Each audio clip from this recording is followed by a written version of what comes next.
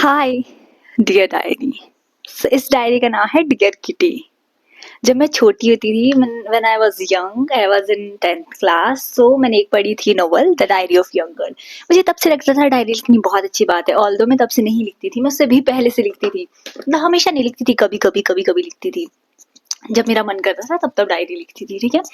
तो एक दिन वो डायरी घर पे कहीं रह गई। मतलब येलो कलर की एक छोटी सी डायरी होती थी मेरे पास, जो मैं लिखती थी, ठीक है। तो मेरी मम्मी मतलब उसे पढ़ना नहीं चाहते थे इंटेंशनली, बट मेरी मम्मी ये फाइंड आउट करना चाहती थी कि वो डायरी है किसकी।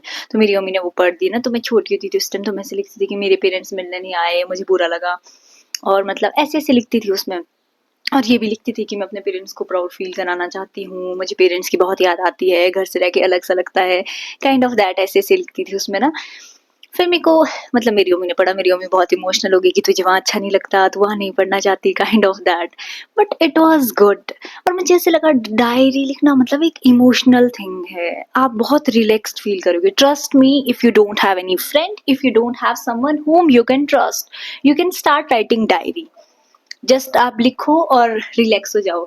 If you have issue, like आपकी डायरी कोई पढ़ लेगा, लाइक कुछ ऐसा हो जाएगा, if you have that insecurity, you can tier the paper. आप पेपर फाड़ के डस्टबिन में डिस्पोज कर सकते हो। It is not mandatory you have to keep that. आप मतलब उसको रख सकते हो अपने, मतलब फाड़ के फेंक भी सकते हो, रखना हो। मैं तो रखती हूँ, देखो मुझे बहुत अच्छा लगता है, क्योंकि मुझे लगता है शायद एनी फ्रैंक ने कभी अपनी डायरी ना लिखी होती तो उसके बारे में लोगों को पता ही नहीं चलता यार। उसने मतलब कितनी सारी चीजें लिखी थी। मतलब I got to know about the emotional side of her, जैसे उसने फेस किया, जैसे वो गो थ्रू, सब कुछ। तो मुझे डायरी लिखना अच्छा लगता है। ऑल्दो मैं डायरी में हमेशा नहीं लिखती हूँ और सब कुछ नहीं लिखती हूँ, but yeah I use to write sometimes and I feel so relax and bless. जो भी डायरी लिखते होंगे वही चीज रिलेट कर पा रहे होंगे कि diary is your best friend, right. मतलब एक इमोशनल थिंग जुड़ी है डायरी के साथ।